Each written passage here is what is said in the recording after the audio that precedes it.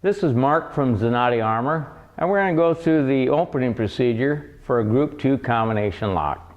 Today our combination is 71, 30, 64. First we start by going 4 times left to our first number, which is 71.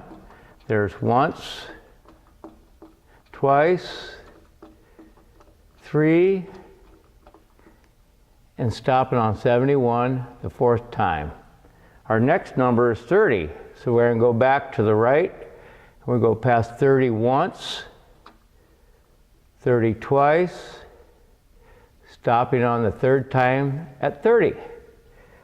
Our third number is 64, so we're going to go back to the left, go past 64 once, and stopping the 2nd time.